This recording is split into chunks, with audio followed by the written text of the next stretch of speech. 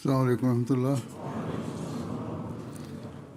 أشهد أن لا إله إلا الله وحده لا شريك له وأشهد أن محمدا عبده ورسوله أما بعد فأعوذ بالله من الشيطان الرجيم بسم الله الرحمن الرحيم الحمد لله رب العالمين الرحمن الرحيم مالك يوم الدين إياك نعبد وإياك نستعين اهدنا الصراط المستقيم صراط الذين أنعمت عليهم غير المغضوب عليهم ولا الضالين. En accord avec les enseignements et la sunna de son maître, le saint prophète Mohammed sallallahu alayhi wa sallam, je vais parler des exemples d'humilité et de modestie de son fidèle serviteur, le Messie promis l'Islam, ainsi que les conseils que celui-ci a prodigués à sa Jamaat, des conseils qu'il leur a demandé d'adopter.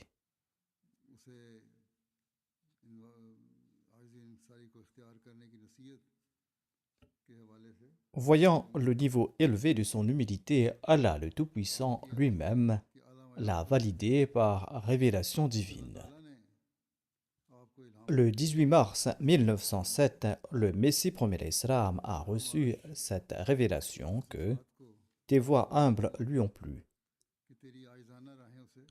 Le Messie promis l'Islam déclare à un endroit: Il m'a été révélé à moi, cet humble serviteur, qu'en termes de son dépouillement et de son humilité et de sa confiance en Dieu et de son sacrifice de soi et de ses signes et de ses lumières, que je suis un modèle du premier Messie et que la nature de cet humble serviteur et la nature du Messie se ressemblent grandement, comme si elles étaient deux morceaux du même joyau ou deux fruits du même arbre. Et il y a une telle unité qu'en vision mystique, la distinction est extrêmement subtile. Et il y a aussi une ressemblance apparente.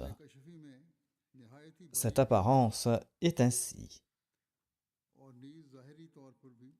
Le Messie était un prophète parfait et magnifique, c'est-à-dire un disciple et un serviteur de la religion de Moïse, et son évangile était également une branche de la Torah, et cet humble serviteur est également parmi les plus humbles serviteurs de ce prophète majestueux, qui est le maître des messagers et la couronne de tous les prophètes.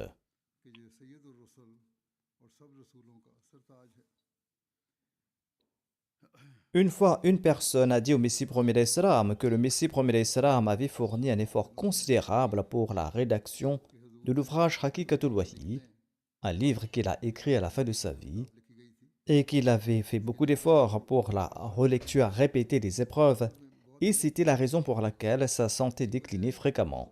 Le Messie promis l'Islam devait se reposer pendant quelques jours et abandonner entièrement le travail de lecture et d'écriture.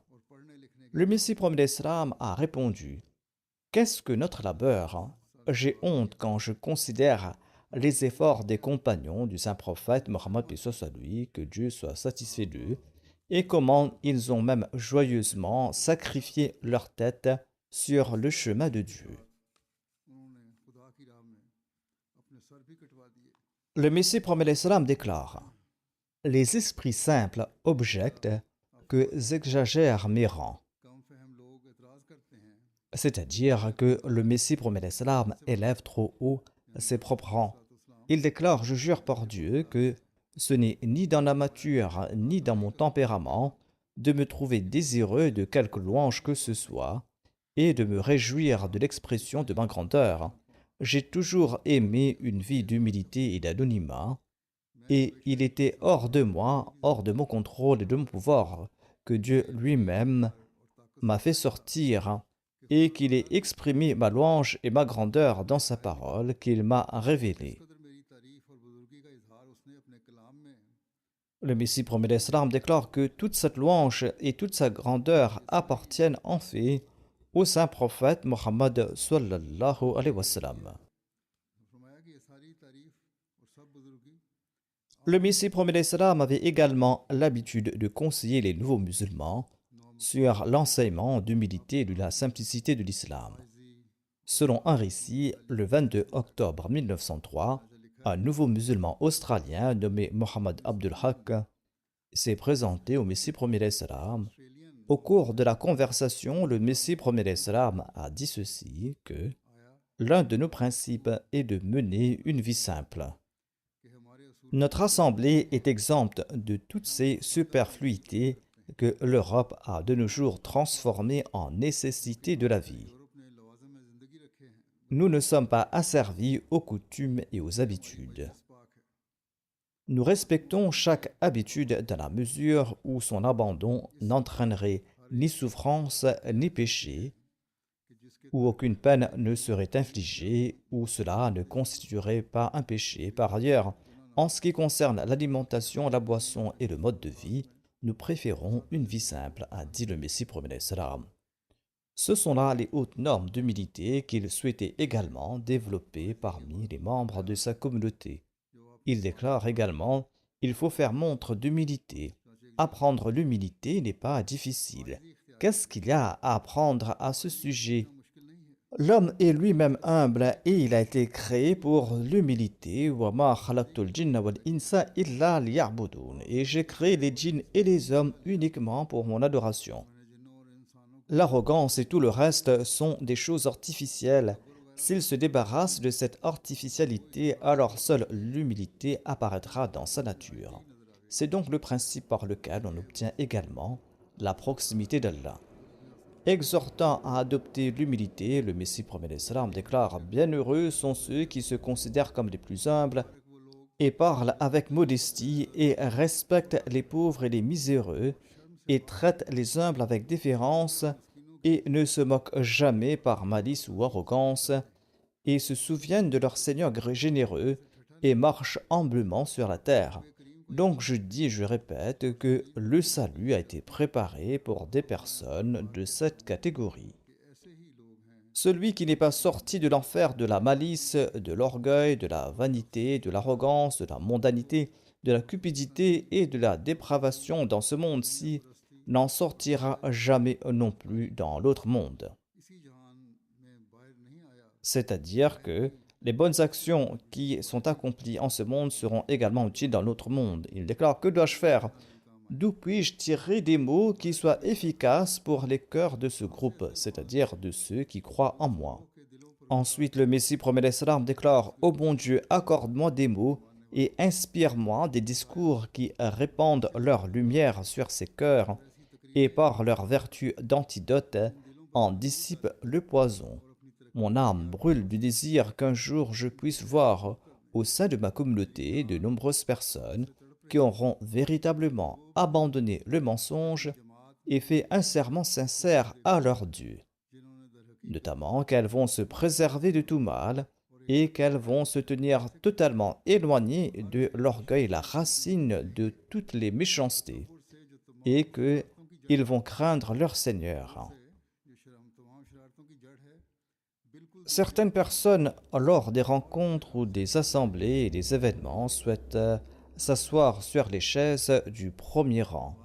Lors des jalsa, il y a souvent des zones vertes ou des endroits où on souhaite particulièrement s'asseoir devant afin d'être proche et d'écouter le calife, ce qui est tout à fait compréhensible. Mais parfois, il y a des égos qui s'y mêlent.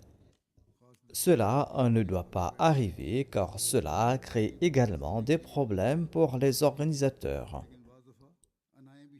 Quoi qu'il en soit, en conseillant ceux qui nourrissent de tels désirs, le Messie premier l'Islam explique « L'homme devrait, lorsqu'il se rend quelque part, choisir la place la plus modeste pour lui-même Et s'il est digne d'une autre place, l'hôte lui-même l'invitera et lui donnera une place et va l'honorer. S'il faut le faire s'asseoir plus en avant, il y a un système qui dit déposer une requête et nous verrons. Si l'organisation n'a pas examiné la demande ou a refusé pour cause de force majeure, alors il faut accepter cela sans aucune objection, sans laisser naître de rancune dans le cœur. Ensuite, pour obtenir l'amour divin également, l'humilité est nécessaire. À ce sujet, le Messie premier Islam explique que nul ne peut obtenir l'amour divin et la satisfaction divine sans que deux qualités ne sont pas développées en cette personne. Il faut d'abord briser l'orgueil, de la même manière qu'une haute montagne qui a dressé sa tête, en tombant s'aplanit et devient une avec la terre. De même, l'homme doit se débarrasser de toutes sortes de pensées d'orgueil et de grandeur. Il doit adopter l'humilité, la modestie et la simplicité. Et deuxièmement, il s'agit que toutes ces relations précédentes soient rompues, tout comme une montagne qui s'écroule et se désagrège. Comme le dit le Saint-Coran Mutaswaddiran, et que brique par brique, elles se séparent. De même que toutes ces relations antérieures qui étaient la cause d'impureté et de mécontentement divin soient rompues. Le sens est de rompre les anciennes relations dont naissaient les maux en soi. Cela ne signifie pas que toutes les relations soient rompues, et ce afin que le désir de faire le bien renaisse. Et maintenant, ces rencontres, ces amitiés, ces amours et ces inimitiés ne soient que pour Allah, que toute action soit faite pour obtenir l'agrément d'Allah. À un endroit, le Messie premier salam déclare, pour se prémunir du péché, il y a ce verset, Iyyaka na'budu wa iyyaka nasta'in. C'est toi seul que nous adorons et c'est de toi seul que nous cherchons de l'aide. Ceux qui invoquent leur Seigneur avec humilité, espérant qu'une de leurs supplications sera agréée, eh bien Allah lui-même devient leur soutien. À cet égard, le Messie premier salam relate une histoire selon laquelle une personne dévote priait beaucoup. C'était quelqu'un qui implorait Dieu énormément. Il disait: « Oh Allah, libère-moi des péchés. » Après avoir beaucoup prié, il s'est demandé comment atteindre la plus grande humilité, comment être humble au maximum, quelle est la méthode. Après réflexion, il s'est dit que j'ai appris que personne n'est plus humble qu'un chien. Alors il s'est mis à pleurer avec la voix d'un chien. Une autre personne pensa qu'un chien était entré dans la mosquée, craignant qu'il ne souille son récipient. Il était venu voir dans la mosquée et il n'a vu que cet adorateur. Il n'y avait aucun chien.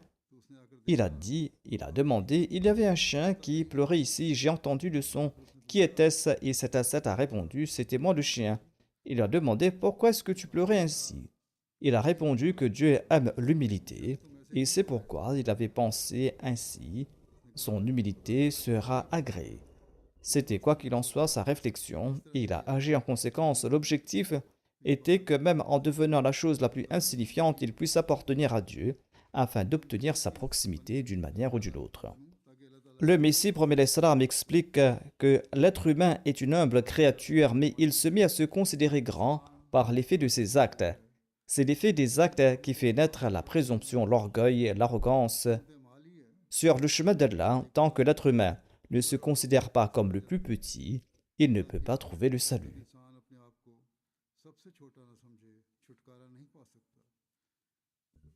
En exhortant à atteindre les plus hauts niveaux d'humilité, il dit à ceux qui lui ont prêté allégeance que le sens de cette allégeance est en réalité de se vendre entièrement. Ses bénédictions et ses influences dépendent de cette seule condition. De même qu'une graine est semée en terre, son état initial est tel qu'elle a été semée par la main du fermier et on ne sait pas ce qu'elle deviendra et quelle sera sa fin. Elle a été jetée en terre, cachée profondément dans la terre, et l'on ignore ce qu'elle va devenir. Mais si cette graine est de bonne qualité et qu'elle possède la force de la croissance, alors par la grâce de Dieu, l'effort de cet cultivateur va faire qu'elle va remonter à la surface. Ensuite, elle va germer, ses pousses vont apparaître et un seul grain devient 1000 grains. De la même manière, le disciple doit d'abord adopter l'humilité et la modestie et se détacher de son ego et de sa nature charnelle, et c'est là qu'il sera capable de croître. Mais celui qui, malgré son allégeance, conserve l'égoïsme, n'obtiendra jamais de grâce. Sans humilité, l'allégeance n'a aucun sens. Le Messie promet l'Islam déclare: plus vous ferez preuve de douceur, d'humilité, de modestie, plus Allah sera satisfait de vous. Le Messie promet l'Islam déclare: quiconque cherche la satisfaction de Dieu avec humilité, Dieu est satisfait de lui. Ensuite, en expliquant ce point concernant ce que l'humilité et la direction où l'orgueil mène l'être humain, il déclare que, en premier lieu, Adam a aussi commis un péché ainsi que Satan. Mais Adam n'était pas orgueilleux, c'est pourquoi il a confessé son péché devant Dieu et son péché lui a été pardonné. De même, l'homme a l'espoir du pardon des péchés avec le repentir. Car Allah a pardonné les péchés d'Adam, et si l'homme fait preuve d'humilité et se repent, il doit espérer qu'Allah lui pardonnera. Mais Satan, quant à lui, a fait preuve d'arrogance et il a été maudit.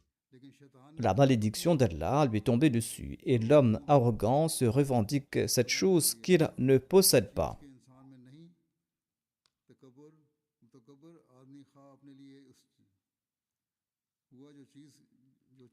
L'homme ne possède pas ce que Satan détient, l'homme peut devenir humble. Le Messie promet l'Islam déclare: l'arrogant se met sans raison à revendiquer ce qu'il ne possède pas.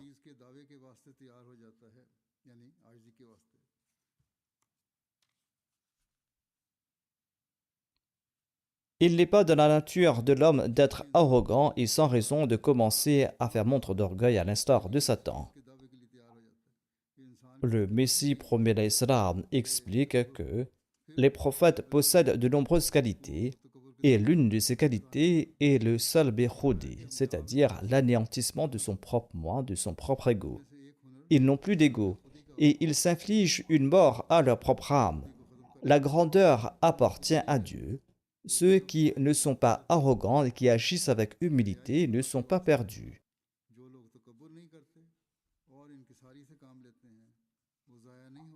Ensuite, en incitant à la modestie, le Messie promet l'Islam déclare: il y a encore beaucoup de personnes de la Jamaat que lorsqu'elles entendent la moindre parole contraire à leur amour propre, ces personnes s'emportent, alors qu'il est très important de réprimer toutes ces agitations afin que la patience et la longanimité se développent dans les caractères.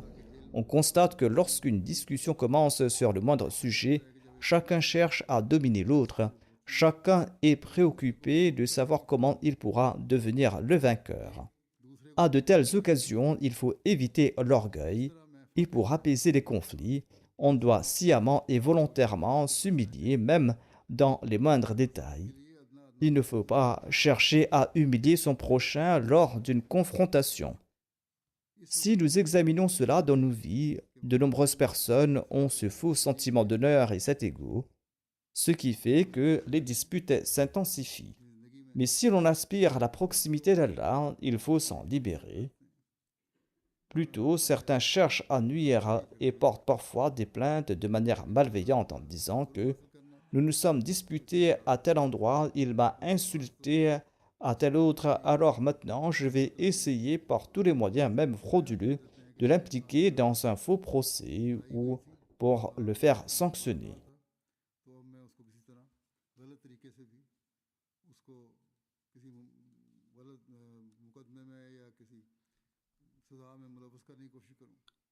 À une occasion, en évoquant l'exemple de ceux qui adoptent l'humilité et ce qui leur arrive après la mort, il a dit que la mort est le destin de tous. Un jour, il faut quitter ce monde. Tôt ou tard, cela arrivera à tout le monde. Mais pour ceux qui meurent de la simplicité étant innocents et dans la modestie et l'humilité, il semble que le paradis vienne à leur rencontre, comme Jésus l'a expliqué à propos de Lazare. Qui était donc ce Lazare, celui qu'il a évoqué ici? Cet événement est consigné dans l'Évangile au chapitre de Luc, où il est dit qu'il y avait un homme riche qui portait des vêtements de pourpre et de fin lin. Il portait des vêtements très doux, colorés et raffinés, et il faisait la fête tous les jours, et il vivait dans une grande opulence. Cette histoire a été rapportée dans l'Évangile. Il y avait un homme pauvre nommé Lazare qui était couvert d'ulcères et de plaies, qui souffrait d'une maladie de peau et qui avait été déposé à la porte de cet homme riche. Il se tenait à la porte de cet homme riche, souhaitant se nourrir des miettes qui tombaient de sa table, c'est-à-dire des restes de nourriture qui y seraient jetés. Et même les chiens venaient lécher ses plaies. Il était si misérable et impuissant qu'il ne pouvait même pas repousser les chiens qui venaient lécher ses plaies. Il arriva qu'à la fin, la Bible dit que ce pauvre homme mourut et que les anges l'emportèrent pour le déposer dans le giron d'Abraham. Le riche mourut aussi et il fut enterré. Dans le séjour des morts en proie au tourment, il leva les yeux, dit la Bible, et il vit Abraham de loin. Et il vit également Lazare dans le giron d'Abraham. Alors il cria et dit, Père Abraham, aie pitié de moi et envoie-moi à Lazare tremper le bout de son doigt dans l'eau pour rafraîchir ma langue. Envoie Lazare et qu'il me délivre aussi de ce tourment, qu'il trempe le bout de son doigt et qu'il mette au moins un peu d'eau sur ma langue, parce que je me tords dans ce feu. Abraham lui dit, Mon fils, souviens-toi que tu as reçu des biens pendant ta vie, et de même Lazare des malheurs. Il n'a rien reçu en ce monde, mais maintenant il trouve consolation ici, et toi tu es tourmenté là-bas. C'est donc là le destin des orgueilleux à la fin, nous explique le Messie premier l'Islam. Tant qu'un homme ne se comporte pas envers une vieille femme pauvre et sans défense avec les mêmes égards qu'il se comporterait ou devrait se comporter envers une personne de haute lignée et de haut rang, il ne se préserve pas de toute forme d'orgueil, d'arrogance et de superbe. Tant qu'il ne se préserve pas de ces maux, il ne pourra jamais, au grand jamais, entrer dans le royaume de Dieu. Ensuite, le Messie premier l'Islam explique que l'orgueilleux veut s'asseoir sur le trône de Dieu. Cherchez donc toujours refuge contre ce détestable trait de caractère. Même si toutes les promesses de Dieu sont avec vous, faites preuve de modestie. C'est-à-dire que malgré toutes ces promesses divines, faites toujours preuve d'humilité, car seul celui qui fait preuve d'humilité est aimé par Dieu. En relatant une anecdote sur l'humilité et la modestie, le Messie premier l'Islam explique que l'humilité et la simplicité sont d'excellentes qualités. La personne qui fait preuve d'arrogance malgré son état de besoin ne peut jamais atteindre son objectif, elle doit faire preuve d'humilité. Galien, le médecin, était, dit-on, au service d'un roi. Le Messie premier l'Islam relate un autre récit. Le roi avait l'habitude de manger des choses avariées qui, selon Galien, le rendraient lépreux. C'étaient des aliments de mauvaise qualité. De nos jours encore, on se plaint des fast-foods et on dit de ne pas en manger. Il y avait peut-être des choses similaires à l'époque. Quoi qu'il en soit, Galien, ce médecin, était convaincu que ces aliments rendraient le roi malade et qu'il risquait même de contracter la lèpre. Par conséquent, il essayait toujours d'empêcher le roi, mais celui-ci ne s'arrêtait pas. Fatigué de cet état, de cette situation, Galien s'enfuit de là et retourna dans sa patrie. Il abandonna la cour du roi et regagna son pays. Quelque temps plus tard, des signes de lèpre sont apparus sur le corps du roi. Finalement, ce que Galien avait dit s'est réalisé. La lèpre s'est installée. Alors le roi a compris son erreur et il a fait preuve d'humilité. Il a installé son fils sur son trône et vêtu de l'habit d'un ascète, il quitta les lieux pour se rendre auprès de Galien. Galien le reconnut et apprécia l'humilité du roi, c'est-à-dire que cette modestie lui plut, et le fait qu'il ait réalisé son erreur et soit venu à lui. Ainsi, il se consacra de toutes ses forces à traiter ce roi, et Dieu de Tout-Puissant accorda la guérison à ce roi.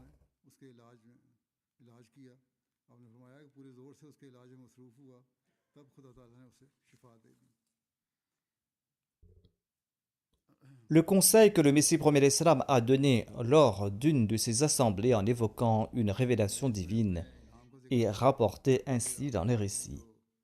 Le Messie premier l'Islam s'est présenté pour la prière d'Al-Fajr et il a tenu une courte assemblée, c'est-à-dire qu'il est arrivé avant la prière d'Al-Fajr et il a tenu une assemblée et il a cité cette révélation qu'il avait reçue, révélation dans laquelle Allah disait Inni uhafizu kulla man fid dar illa alladhina alaw wastakbaru. C'est-à-dire que je protégerai tous ceux qui sont dans la demeure à l'exception de ceux qui ont manifesté de l'orgueil et de l'arrogance. Dans ce contexte, il explique que l'orgueil et l'arrogance ne désignent pas l'arrogance liée à la richesse ou au statut social. Il s'agit plutôt de toute personne qui ne se présente pas devant Dieu avec humilité et soumission et qui ne se conforme pas à ses commandements, même si elle est pauvre. Seul celui qui fait preuve d'humilité entrera dans la maison, dit le Messie premier l'Islam. Ensuite, à une autre occasion, le Messie premier l'Islam explique que lorsqu'une personne réussit et n'est plus dans un état d'impuissance et de détresse, celui qui, à ce moment-là, adopte l'humilité et se souvient de Dieu est parfait. Et non seulement il n'a pas conseillé ces choses à la communauté, mais le Messie premier l'Islam les a également exprimées et il les a prouvées par ses actions, dont j'ai donné l'exemple au tout début, à savoir que son action a même plu à Allah, le Tout-Puissant. Quoi qu'il en soit, voici certains récits concernant ses propres actions. Hazrat Mirza Bashir Ahmad Sahib a rapporté que Mirza Sultan Ahmad Sahib lui a relaté que notre grand-père offrait une chaise à notre oncle paternel, Mirza Ghulam Qadir Sahib. Lorsqu'on se trouvait dans une assemblée, leur grand-père offrait une chaise au frère aîné du Messie premier l'Islam. Et lorsqu'il se rendait auprès de ce grand-père, il le faisait s'asseoir sur une chaise. Cependant, notre père, c'est-à-dire le Messie premier l'Islam, s'asseyait toujours lui-même en bas sur le tapis. Chaque fois que le Messie premier l'Islam se rendait à cette assemblée, il s'asseyait en bas, là où les gens ordinaires s'asseyaient sur le tapis. Parfois, le grand-père lui demandait de s'asseoir à une place plus élevée, mais notre père, le Messie premier l'Islam, répondait qu'il était bien là où il était et n'a jamais eu le désir de s'asseoir dans un endroit élevé, mais il s'asseyait toujours parmi les gens du commun. Il a toujours mis en pratique dans sa vie ce qu'il a précédemment conseillé, notamment que l'hôte lui-même va installer son invité. Le même Hazrat Mirza Bashir Ahmad Sahib rapporte un autre récit disant que Qazi Amir Hussein Sahib lui a dit qu'une fois, ils avaient demandé au Messie premier l'Islam que ô notre maître, il est dit dans les hadiths que tous les prophètes ont fait paître des chèvres.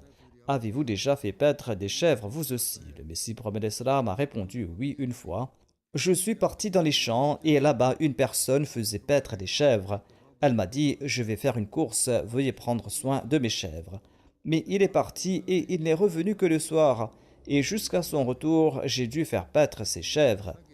J'ai dû faire paître ses chèvres toute la journée, bien qu'il était le fils d'un notable de cette région, mais il n'a pas considéré cela comme une honte, et il n'a cessé de faire paître les chèvres de cette personne qui était son métayer, qui était son ouvrier, et cela jusqu'au soir.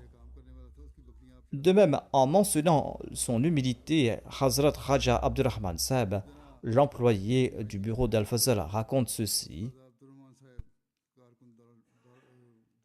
J'ai fait le portier à la porte du Messie premier l'Islam.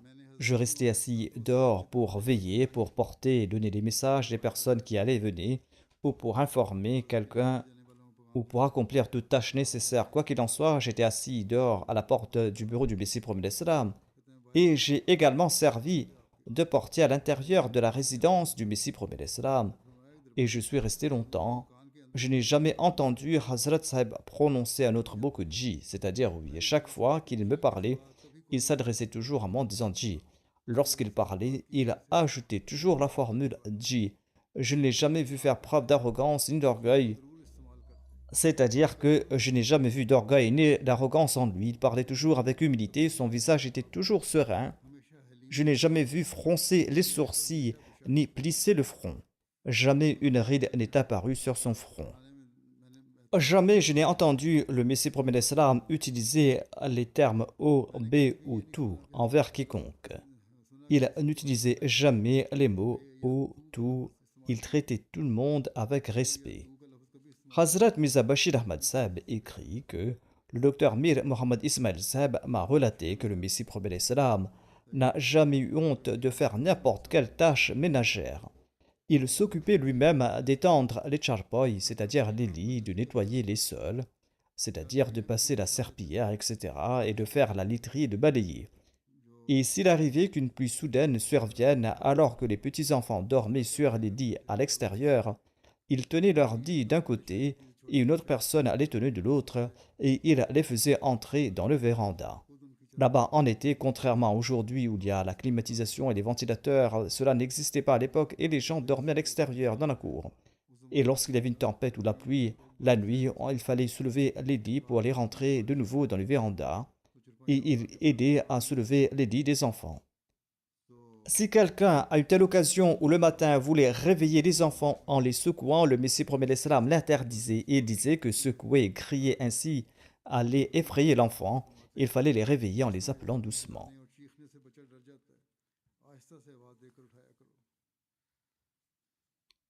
Ensuite, Hazrat Mirza Bashir Ahmad Sahib a rapporté un autre récit. Il déclare que Mirza Sultan Ahmad Sahib lui a raconté ceci, l'ayant lui-même entendu de Maulvi Rahim Bakhsh. Selon ce récit, le Messie promet l'Islam vivait dans la chambre haute extérieure et la nourriture lui était apportée là-bas. Il mangeait ce qu'on lui offrait, quel que fût le type de nourriture. C'est Mirza Sultan Ahmad Sahib qui dit à propos du Messie promet l'Islam, son père, le Messie promet l'Islam, résidait dans une pièce extérieure en hauteur. C'était une chambre qui lui était propre, située au 2e étage.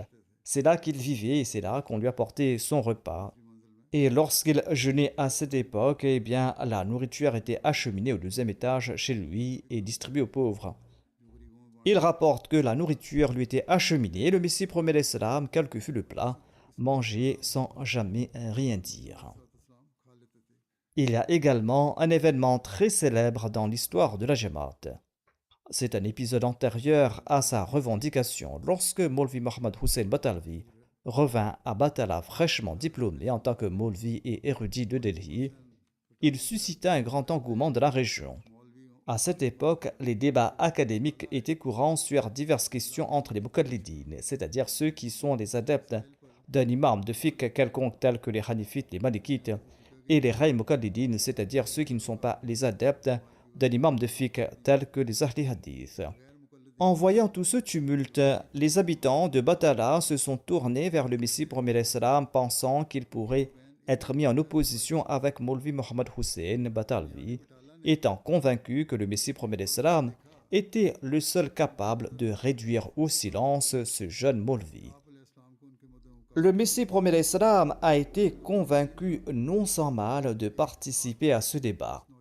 Il n'était pas disposé au départ. Quoi qu'il en soit, les gens ont beaucoup insisté, il a fini par accepter.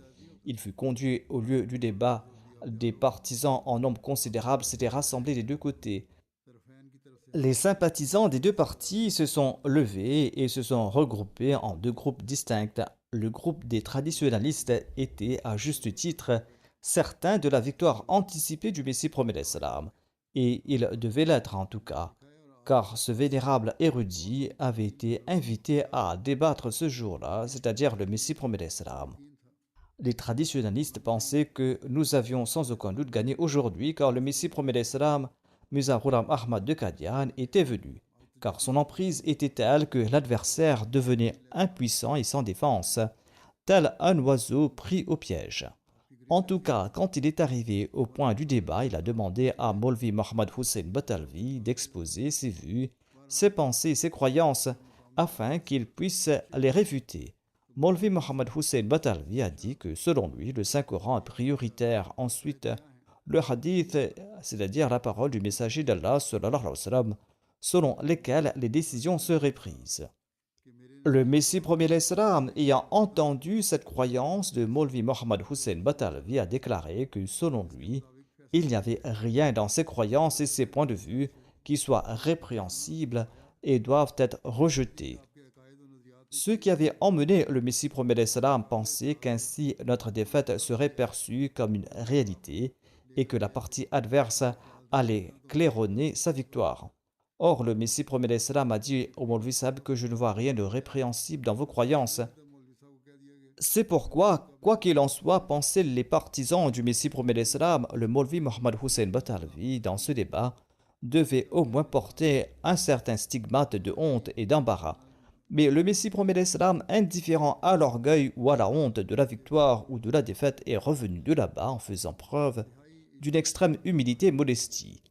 Le Messie premier d'Islam a écrit en mentionnant cet événement qu'en 1868 ou 69, il avait reçu une étrange révélation en ourdou qu'il convient d'écrire ici même.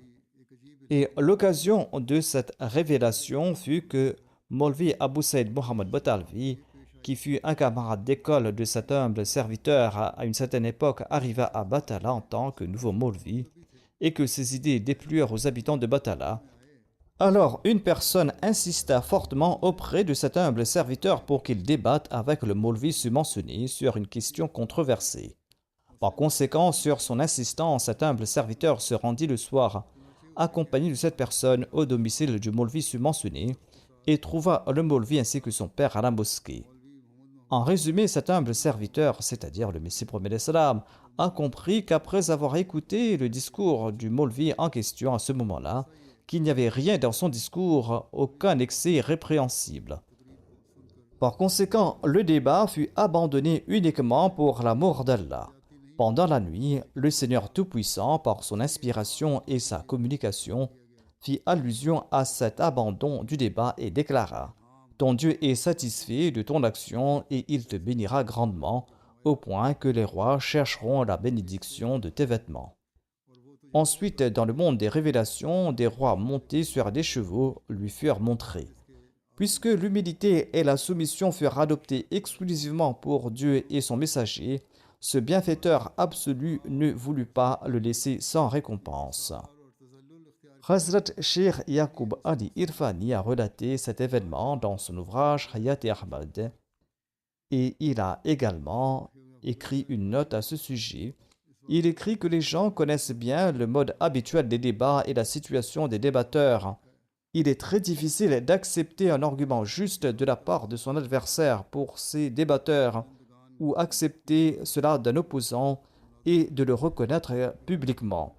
Il déclare que je ne dénigre pas les ulémas, mais il est plus facile pour eux de sacrifier leur vie que, sans parler de leurs propres erreurs, d'accepter même l'argument juste et raisonnable d'une autre partie. Tel est encore le cas aujourd'hui. Cependant, l'état du Messie premier d'Islam est imprégné de sincérité pure et de la recherche de la satisfaction divine.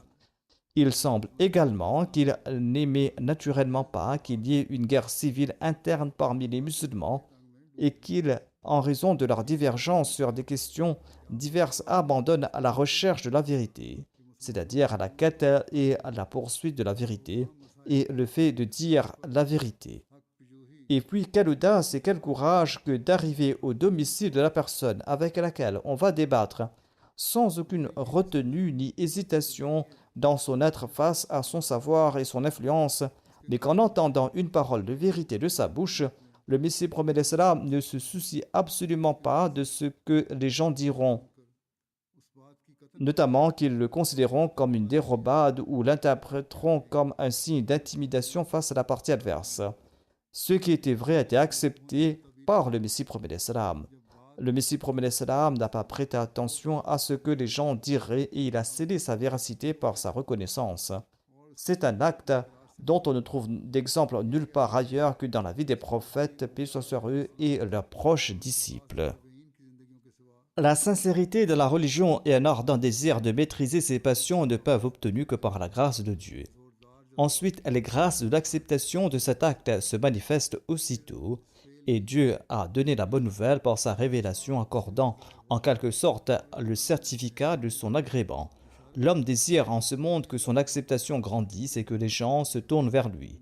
Dieu le Tout-Puissant a révélé comme fruit de cette action que les rois chercheront la bénédiction de tes vêtements. C'était une époque où l'idée même de la compilation, l'écrit du Brahim Ahmadiyya n'était pas encore née, à plus forte raison qu'il eut une quelconque prétention de la part du Messie premier d'Islam. Il menait une vie de presque total détachement du monde. Il avait également abandonné son emploi.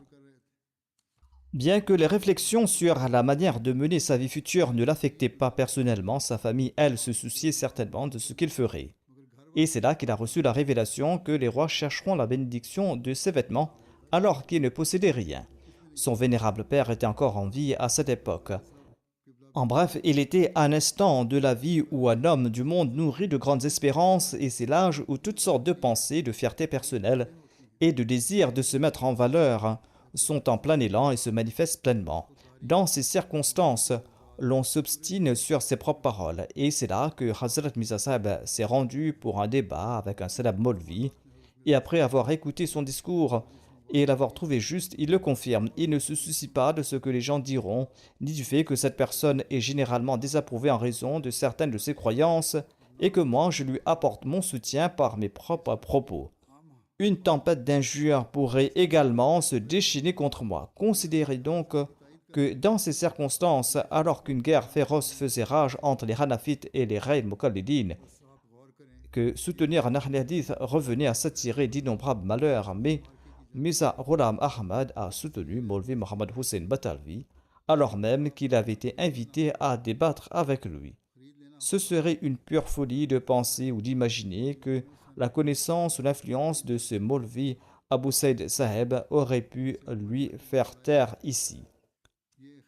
Il est possible que cette illusion ait eu une certaine valeur si les événements ultérieurs ne l'avaient pas amené à des débats en personne et par écrit avec Maulvi Mohammad Hussein, et si ce champion de Mohammed sallallahu alayhi wa sallam n'était pas venu affronter ce dangereux défi. Il n'est pas question de penser qu'il était influencé à ce moment-là, car l'histoire prouve par la suite que le Messie promet l'Islam a défié Maulvi Mohammad Hussein à plusieurs reprises et l'a convoqué et lui a même expliqué que ce qu'il faisait de mal et ce qu'il faisait de bien. Et jamais, en aucune circonstance, la crainte de sa connaissance ou de son influence n'ait pu affecter le Messie promet l'Islam, ne serait-ce qu'une seconde. Ce sont là des faits que personne ne peut démentir. Dans une telle situation, il est naïf de penser cela. En réalité, une seule et unique chose importait, et c'était la sincérité dans la religion, l'intégrité en matière de foi. C'est pourquoi il l'a admis à ce moment-là. Il ne l'a pas admis par peur de Maulvi Mohammad Hussein Batalvi, car par la suite, le Messie promet l'Islam l'a défié à maintes reprises. Il l'a invité et l'a exhorté à revenir sur le droit chemin. Le Messie promet l'Islam a écrit une lettre à Maulvi Mohammad Hussein Batalvi et il lui a transmis le message de la vérité. Mais malgré sa position élevée en tant qu'envoyé divin, le Messie promet l'Islam a exprimé un degré d'extrême humilité à son propre sujet. Le Messie promet l'Islam lui a écrit ceci: Mon maître respectable, mon frère Maulvi Saheb, que Dieu vous protège. Votre aimable lettre m'est parvenue. J'ai reçu votre lettre. Pour cet humble serviteur, la grande difficulté est la suivante.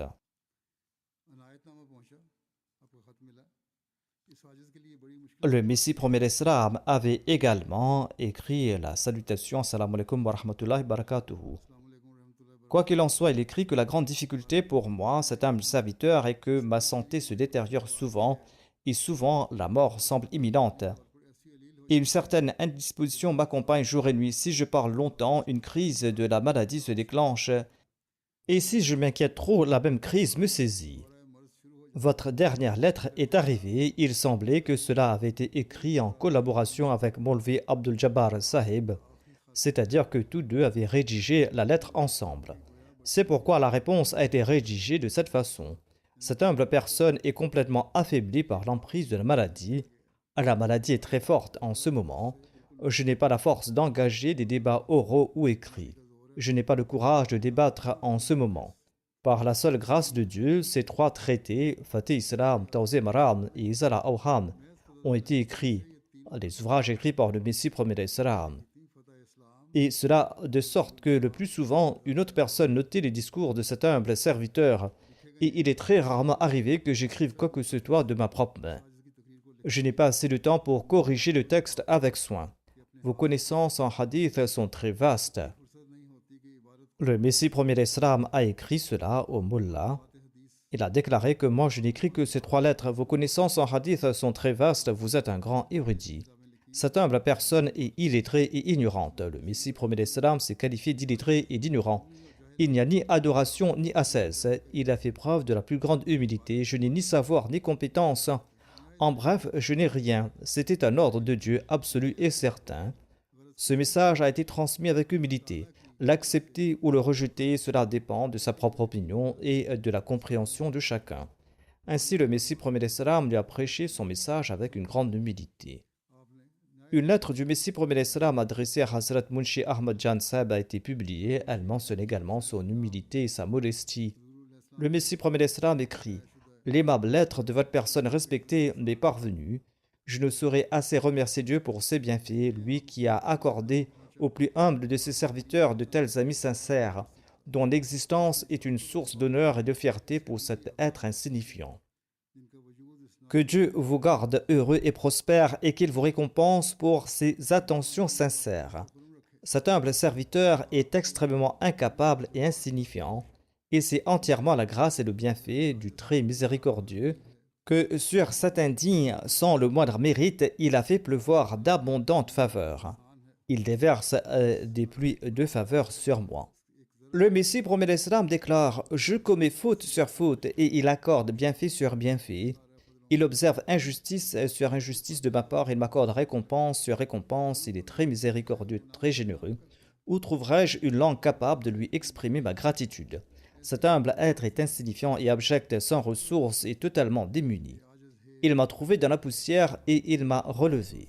C'est-à-dire Dieu m'a trouvé à terre et il m'a relevé, et il m'a jugé totalement indigne et il a dissimulé mes défauts. En considérant mes faiblesses, il m'a même donné la force et en voyant mon ignorance, il m'a accordé le savoir. Tout le savoir que je possède m'a été accordé par Allah. Il m'a comblé de grâces innombrables. Et l'une de ses faveurs, une de ses manifestations est qu'il a insufflé l'amour de cet humble serviteur dans le cœur de frères éminents comme vous. C'est donc en sa bienveillance que je place ma confiance qu'il fera grandir cet amour et qu'il accordera sa faveur à tous ceux qu'il a rattachés par ce fil spirituel et qui sont désormais associés à ma communauté. Qu'Allah le Très-Haut vous accorde l'élévation. Dans une note accompagnant la publication de cette lettre, Hazrat Sheikh Yaqub Ali Sahib Irfani écrit que cette lettre révèle la prédominance immense de l'amour et de la majesté divine dans le cœur du Messie promis d'Islam, ainsi que l'apogée de son humilité, de sa modestie et de sa simplicité. L'esprit de gratitude pour ses faveurs et récompenses parle en lui. Lorsqu'il a revendiqué être le Messie promis, Maulvi Mohammed Hussein Batalvi a entamé une féroce opposition et a commencé à lui écrire des lettres dans un style arrogant, utilisant des mots et des titres extrêmement grossiers. Il a également commencé à employer des termes impolis dans son magazine Ishad Sunnah et il a déclaré qu'il s'agissait d'une fitna et qu'il allait disperser et détruire cette communauté. Il est même allé jusqu'à dire que de même que je l'ai élevé au ciel, de même je le ferai tomber à terre, signifiant à Dieu le plaise que c'était lui, Maulvi Mohammed Hussein, qui avait loué le Messie promis d'Islam jusqu'à l'élever au ciel et disant maintenant qu'il allait le faire tomber. Maulvi Sahib avait la prétention que sa critique de l'ouvrage Brahim Ahmadiyya avait pour ainsi dire élevé le Messie promis d'Islam au ciel. Mais en réponse à toute cette grossièreté, ces paroles arrogantes et cette correspondance, le Messie promet l'Islam a fait preuve d'une telle clémence, d'une telle patience, d'une telle humilité qu'elle surpassa la clémence du Messie de Nazareth. Ici, une seule lettre du Messie promet l'Islam à Maulvi Sahib est présentée afin qu'il soit évident qu'en contraste avec sa grossièreté et son arrogance, un océan de sympathie, de bienveillance et d'humilité résidait dans le cœur du Messie promet l'Islam. Ainsi, en s'adressant à Maulvi Mohammed Hussein Batalvi, il a écrit « Votre aimable lettre m'est parvenue. J'ai reçu votre missive, bien que Dieu sache parfaitement que cet humble serviteur est désigné par lui, et qu'en des matières où il y a crainte de discorde publique, tant qu'elles ne sont pas révélées à cet humble serviteur de manière complète et définitive et certaine, il ne les profère jamais, mais il doit y avoir une sagesse du Dieu généreux en cela. Dans cette question de la naissance du Messie, qui n'a aucun rapport avec l'essence et le cœur de l'islam, c'est-à-dire avec la réalité de l'islam, et dont la vraie nature a été révélée à un musulman, envers qui, par fraternité, il convient d'avoir une bonne opinion, eh bien vous, vous avez été incité à rédiger un écrit hostile. Premièrement, si j'ai affirmé que Jésus est mort, vous aurez dû me soutenir en tant que musulman, mais vous avez commencé à tenir des propos hostiles. Il ajoute, vous avez été incité à écrire de manière hostile et je sais que votre intention en cela était bonne. Vous l'avez peut-être fait avec une bonne intention. Et bien que j'ai à me plaindre de votre hâte et de cette rapidité que vous montrez en utilisant des mots avec précipitation et que je l'exprime en face ou en votre absence, j'ai néanmoins une bonne opinion de votre intention et je vous accorde ma confiance. Je vous considère meilleur que la plupart des savants de notre époque. Et si vous ne vous fâchez pas, je vous estime même supérieur à Maulvi Nazir Hussein, eu égard à certains travaux d'efforts pieux. Et bien que je me plaigne de ces choses auprès de vous, je vous aime néanmoins en raison de la pureté de votre cœur. Si je ne suis pas reconnu, je comprendrai que c'était mon destin. Je n'ai aucun rapport avec la victoire ou la défaite. Ma seule préoccupation est la servitude et l'obéissance au commandement de Dieu. Peu m'importe si je remporte la victoire ou non, c'est Dieu le Tout-Puissant qui m'a commandé de le faire et c'est en raison de cette obéissance que je l'ai fait. J'ai formulé cette revendication. Je sais que l'intention derrière cette opposition sera bonne, mais il est préférable à mes yeux que vous discutiez d'abord avec moi et qu'après avoir consulté mes 3 ouvrages, à savoir Fatih Islam, Tawzi Maram et Izala Awham, vous rédigiez quelque chose. Je n'ai aucune peine à ce que des amis comme vous soient prêts à s'opposer, car une divergence d'opinion sera aussi pour la vérité. Vous vous battez peut-être pour la vérité, mais lisez tout d'abord mes livres. J'ai maintenant recouvré ma santé pour vous rencontrer. Ma santé est bonne, je peux venir vous rencontrer. Si vous venez à Batala, bien que je sois malade et que mes vertiges soient tels que je ne peux pas prier debout, néanmoins, tant bien que mal, j'arriverai jusqu'à vous. J'aurai suffisamment de santé pour pouvoir voyager, mais j'ai quand même des maux de tête et des vertiges. De toute façon, je viendrai.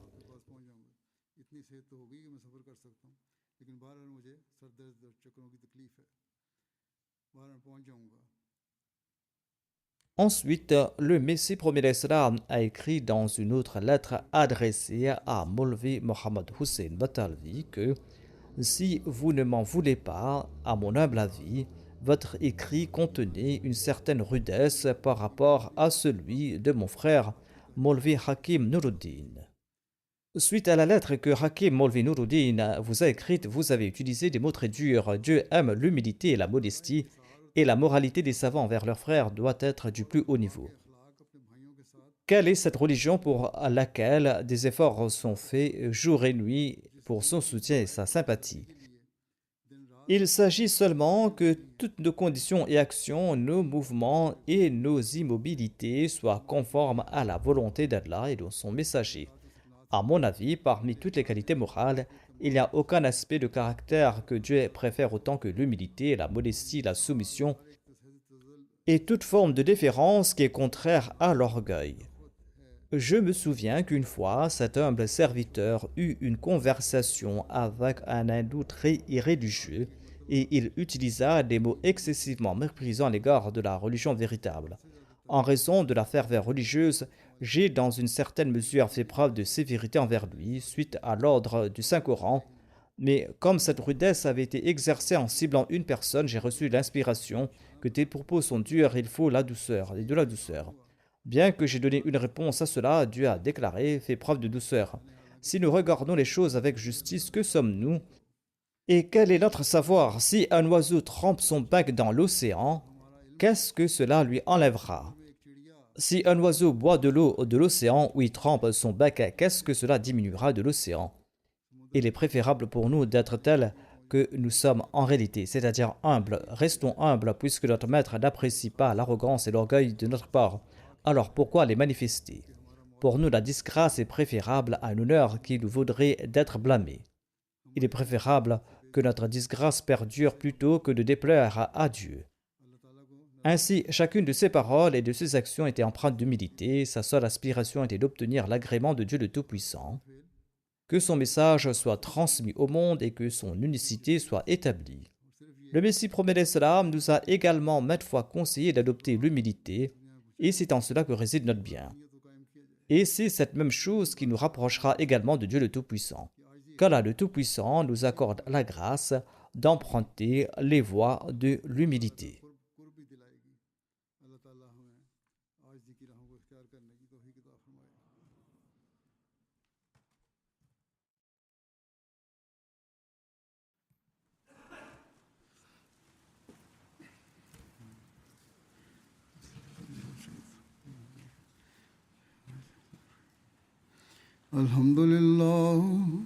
الحمد لله نحمده ونستعينه ونستغفره ونؤمن به ونتوكل عليه ونعوذ بالله من شرور أنفسنا ومن سيئات أعمالنا من يهده الله فلا مضل له ومن يضلل فلا هادي له ونشهد أن لا إله إلا الله ونشهد أن محمدا عبده ورسوله عباد الله رحمكم الله إن الله يأمر بالعدل والإحسان وإيتاء ذي القربى وينهى عن الفحشاء والمنكر والبغي يعظكم لعلكم تذكرون اذكروا الله يذكركم وادعوه يستجب لكم ولذكر الله أكبر